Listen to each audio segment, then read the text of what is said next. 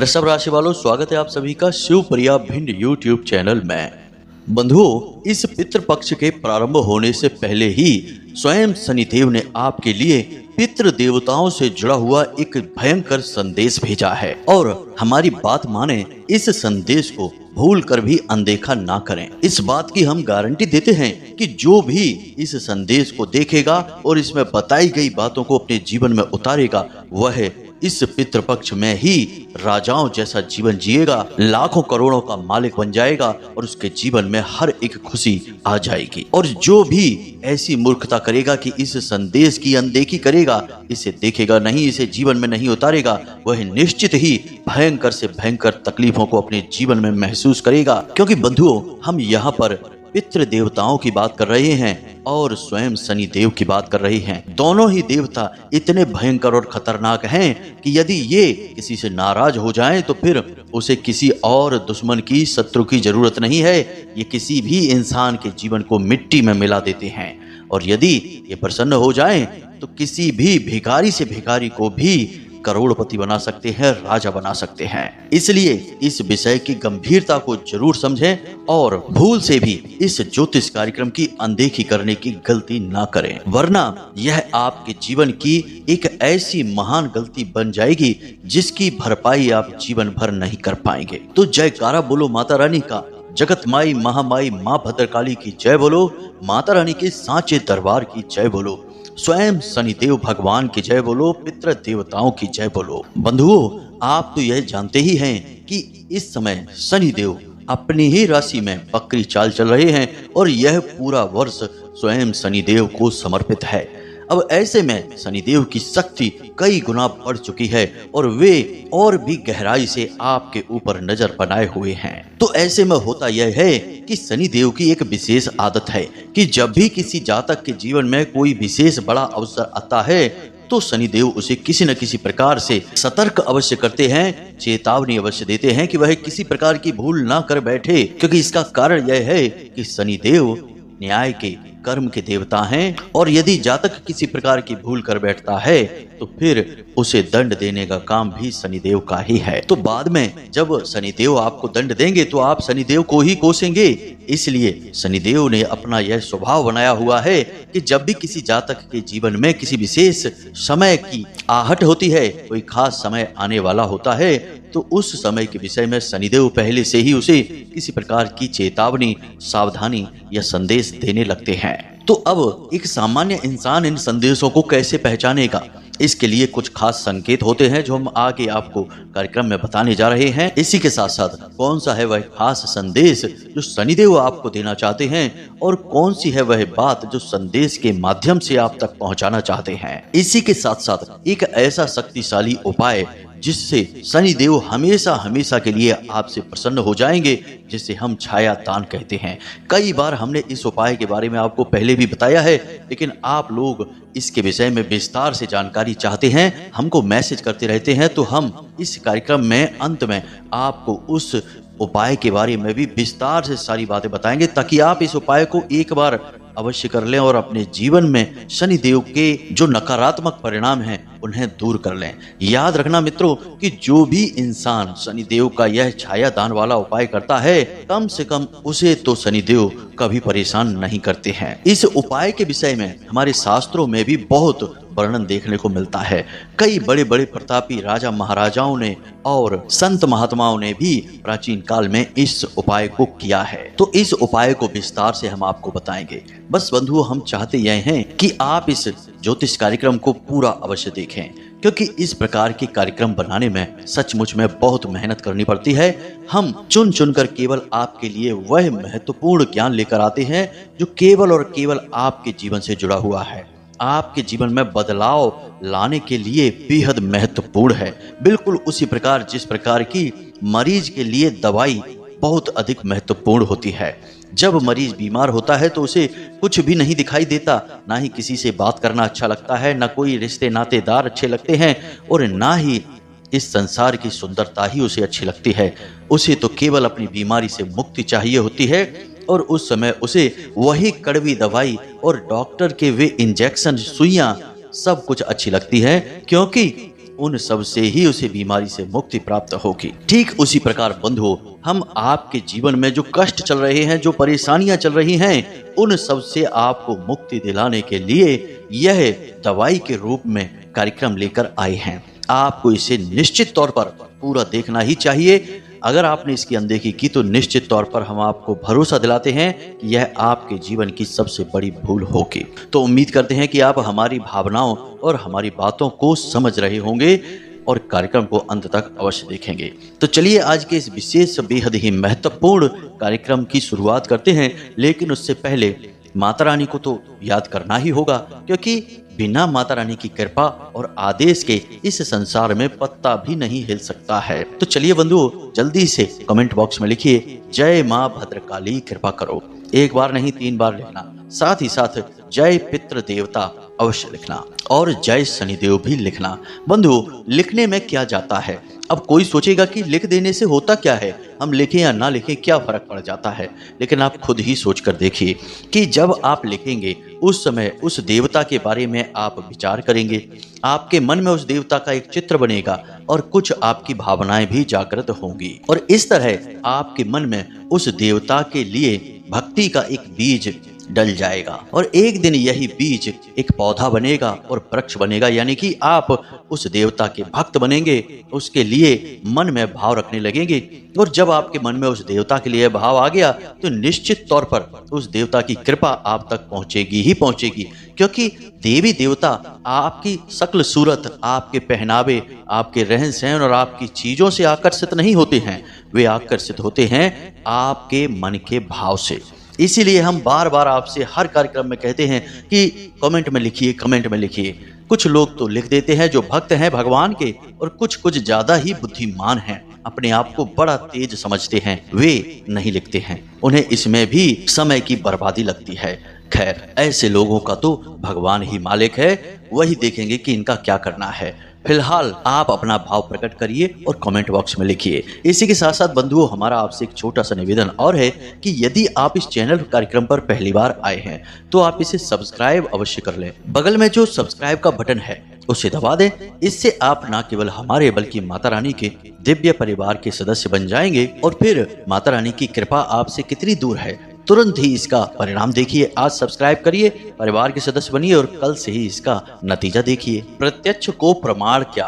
तो चलिए बंधुओं, अब आगे बढ़ते हैं। बंधुओं, याद रखना, पितृपक्ष का जो 16 दिन का समय होता है यह बेहद ही खास होता है। असल में देखा जाए तो यह आपके जीवन के उन सबसे महत्वपूर्ण समय में से होता है जिनमें आप दैवीय कृपा का सीधा अनुभव कर सकते हैं, देवी देवताओं से सीधे जुड़ सकते हैं, अपने पितृ पूर्वजों के आशीर्वाद से, उनकी कृपा से अपने हर एक कार्य, अपने हर एक मनोरथ को सिद्ध कर सकते हैं। कहने का मतलब यह है कि यह समय किसी संजीवनी बूटी से कम नहीं है, तो इसे यूं ही खाली हाथ नहीं जाने देना चाहिए।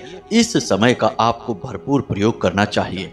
तो वह आप कैसे करेंगे? सबसे बड़ी बात यह है कि इस पूरे 16 दिनों में आपके पितृ पूर्वज आपके ही साथ रहे हैं। यह भाव आपको हर वक्त अपने मन में याद रखना होगा। अब एक चीज और है कि कुछ शायद यह कह सकते हैं कि कैसे रह रहे हैं हम, कैसे माने, इस बात का प्रमाण क्या है? तो भाई, हमें उनसे बस यह कहना है कि प्रमाण आपकी अनुभूतियां होंगी। अब कैसे, जरा ध्यान से समझिए। जो लोग भगवान की भक्ति करते हैं, साधना करते हैं, पूजा पाठ करते हैं, उन लोगों को इस पितृ पक्ष के समय में अपने सपनों में अक्सर अपने पितृ पूर्वज दिखाई देते हैं। साथ ही साथ सांप भी दिखाई दे सकता है। सांप उस अवस्था में दिखाई देगा जब आपके ऊपर पितृ दोष लगा होगा। अगर आपको बार बार सांप के सपने आते हैं तो समझ जाइए कि आपके ऊपर पितृ दोष कार्य कर रहा है। इसी प्रकार उस इंसान को जो भगवान की भक्ति करता है, उसे अपने किसी ऐसे परिवारजन की याद आएगी जो इस संसार में अब नहीं है। उसके बारे में वह अक्सर भावुक हो जाया करेगा। उस इंसान के सामने अचानक कहीं से कोई गाय आ जाएगी, जी हाँ बंधुओं, या फिर कुत्ता आ जाएगा, और जब वह इंसान उसे कुछ खाने के लिए देगा तो वह खा पीकर वहां से चला जाएगा। इस पितृपक्ष में आपके साथ भी ऐसी ही कुछ घटनाएं घटने वाली हैं, जिससे कि आपको यह यकीन हो जाएगा कि आपके पितृ पूर्वज आपके साथ ही रह रहे हैं। तो ध्यान से सुनिए, हम आपको इन घटनाओं के बारे में बता रहे हैं। अब हो सकता है कि पितृपक्ष प्रारंभ होने से पहले ही आपके साथ इस प्रकार की घटनाएं घटनी शुरू हो गई हो।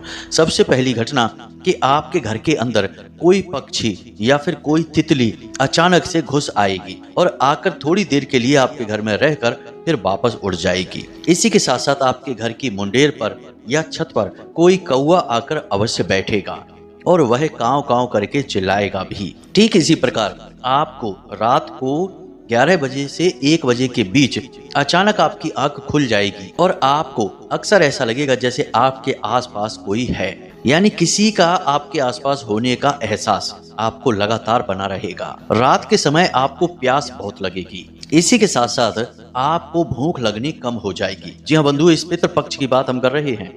आपको भूख लगनी कम हो जाएगी, खाना आप बहुत ही कम खा पाएंगे, आपका वजन गिरने लगेगा, आपका स्वास्थ्य भी कुछ गड़बड़ रहने लगेगा, ऊपर नीचे होने लगेगा। अब ऐसा क्यों होता है इसे भी आप समझिए कि आप किसी ऐसी ऊर्जा के संपर्क में आ रहे हैं जो इस संसार की नहीं है लेकिन बेहद तीव्र है। यानी आपके पितृ पूर्वज अब जो पितृलोक में रह रहे हैं, जो अब आपके साथ आकर रहने लगे हैं, उन पितृ पूर्वजों के पास अब आपके जैसा शरीर नहीं है। वे भौतिक नहीं हैं, वे अभौतिक हैं, ऊर्जा स्वरूप हैं। तो जब वे आपसे संपर्क करने की कोशिश करते हैं, आपके आसपास रहते हैं, तो असल में आपका भौतिक शरीर इस बदलाव को महसूस कर लेता है। आप नहीं महसूस कर पाते हैं, लेकिन आपका जो भौतिक शरीर है वह इस बदलाव को महसूस कर लेता है कि एक तीव्र ऊर्जा का स्रोत आपके आसपास ही घूम रहा है। तो उस ऊर्जा के अनुसार अपने आप को ढालने के चक्कर में यह शरीर कभी बीमार होने लगता है, कभी कमजोर होने लगता है, कभी इसका खाना पीना छूटने लगता है, कभी चेहरा अचानक मुरझा जाता है और कभी इसे नींद लेने में तकलीफ होती है, चक्कर भी आ सकते हैं, सिर दर्द भी हो सकता है। अब आप खुद ही समझिए कि आप जब बिजली के किन्हीं ऐसी लाइनों के पास पहुंचते हैं जहां बहुत हैवी करंट बहता है, आपने कभी महसूस किया होगा इस बात को, तो आप ऐसे खंबे के नीचे खड़े हैं जिसके ऊपर ऐसे तार बिछे हैं जहां से बहुत ही ज्यादा वोल्टेज में करंट बहता है, तो आप यह महसूस करेंगे कि आपको एक अजीब सी सनसनी का एहसास होगा, आपके रोंगटे खड़े होने लगेंगे और आपको बड़ा अजीब सा वह महसूस होगा, अच्छा नहीं लगेगा। ऐसा इसीलिए होता है कि जो ऊपर बिजली बह रही है उस तीव्र ऊर्जा को आपका भौतिक शरीर महसूस कर लेता है और उसके अनुसार बदलाव करने की कोशिश करता है। आप इसे महसूस नहीं कर पाते हैं, तो उसी चक्कर में कभी आपके रोंगटे खड़े होते हैं, कुछ लोगों का तो सिर घूमने लगता है।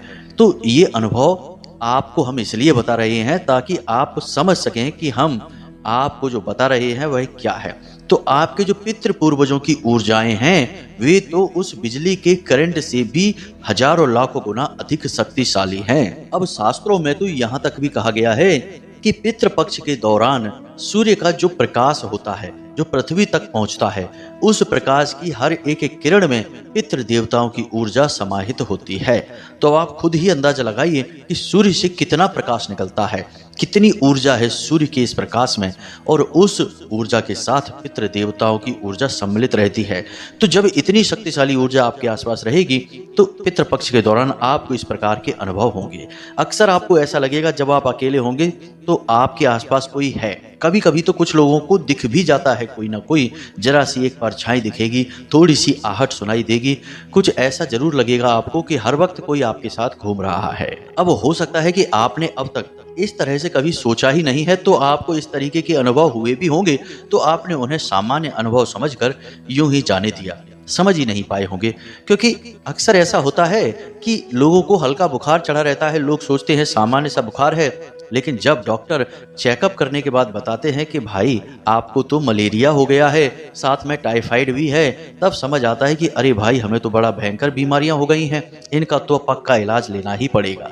तो उसी प्रकार जब ये संकेत पहले कभी आपको मिले होंगे तो आप समझ ही नहीं पाए क्योंकि आपको किसी ने बताया ही नहीं, लेकिन अब हम आपको बता रहे हैं, आप जरूर इन बातों को नोटिस करना। पितृपक्ष के दौरान ये संकेत आपको निश्चित तौर पर देखने को मिलेंगे।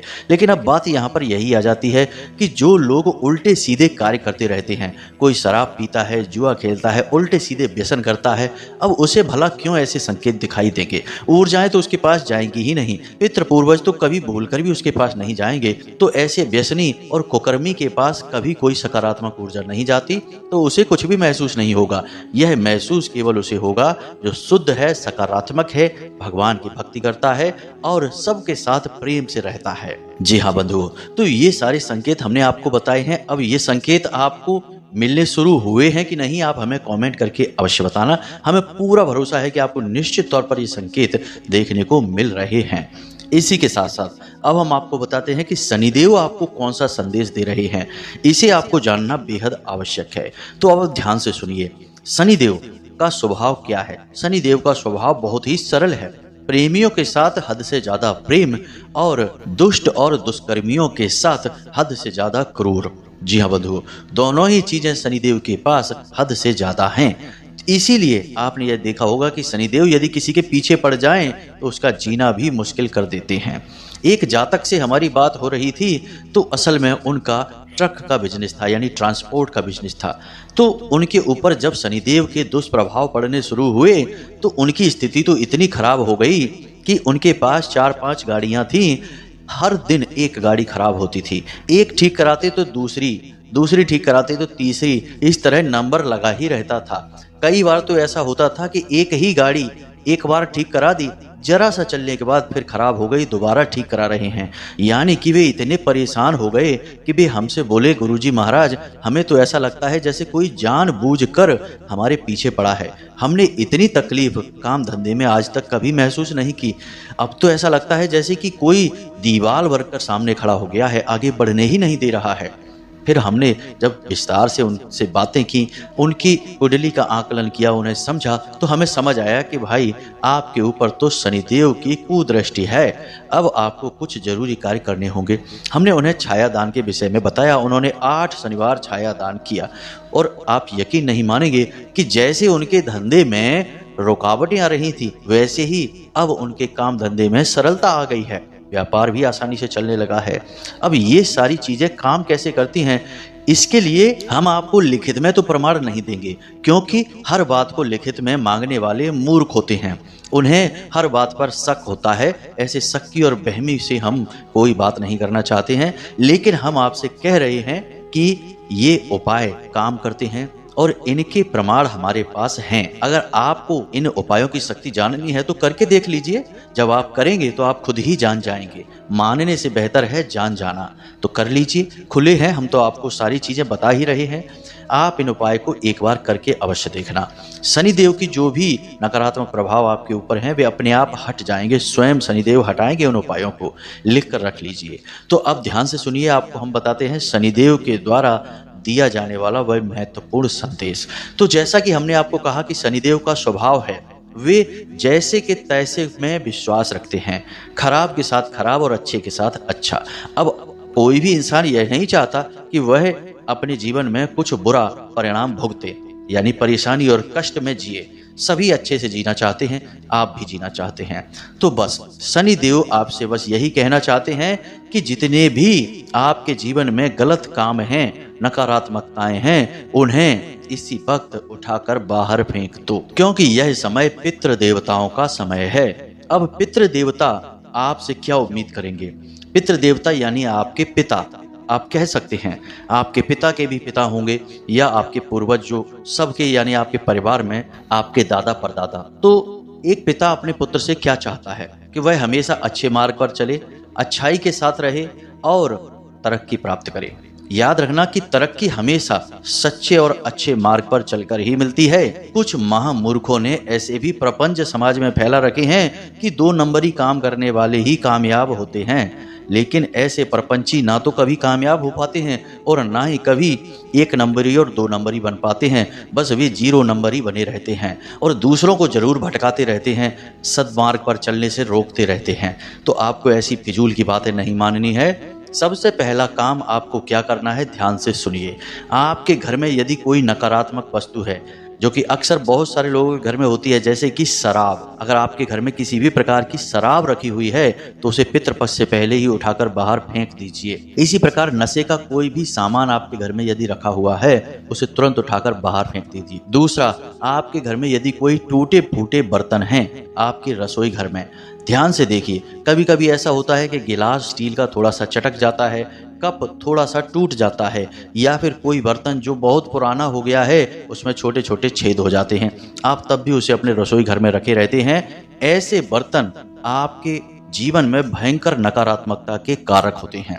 अब ये बर्तन कहाँ रखे हैं? आपके रसोई घर में। और हम आपको पहले ही कई कार्यक्रमों में बता चुके हैं कि आपका जो रसोई घर है वह आपके घर के मंदिर से कम नहीं है, उतनी ही उसकी भी महत्ता है, क्योंकि वहां पर कई देवी देवताओं का वास हो रहा है। माता अन्नपूर्णा का वास है, भगवान धन्वंतरी का वास है, पितृ देवताओं का वास है, माता लक्ष्मी का वास है, कई देवी देवताओं का वास तो आपके घर की रसोई घर में ही है। तो वहां पर आपको ऐसी नकारात्मक चीजें यदि अब तक आपने रख रखी हैं तो उन्हें अब हटाकर बाहर फेंक देना है, घर में कहीं मत रखना। तीसरा, आपके घर की छत पर यदि गंदगी पड़ी रहती है, कबाड़ का सामान पड़ा रहता है, टूटा फूटा जंग खाया हुआ लोहा पड़ा रहता है, तो आपको उसे हटा देना है, छत को साफ कर देना है।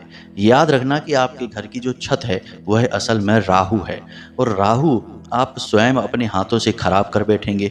और जब आपका राहु खराब होगा तो आपका मन मस्तिष्क भ्रमित हो जाएगा, आप जानबूझकर ऐसे काम करने लगेंगे जिससे आपके पितृ देवता नाराज हो जाएंगे। जैसे कि पितृपक्ष में ही आप शराब पी सकते हैं, मांस आदि का सेवन कर सकते हैं, जुआ भी खेल सकते हैं। यानी राहु तो राहु है, कुछ भी करवा सकता है, आपसे किसी भी हद तक की गलती करवा सकता है जिसकी भरपाई नहीं होगी। तो आपको यह गलती नहीं करनी है, वहां से सामान जो भी कबाड़ का है उसे हटा देना है।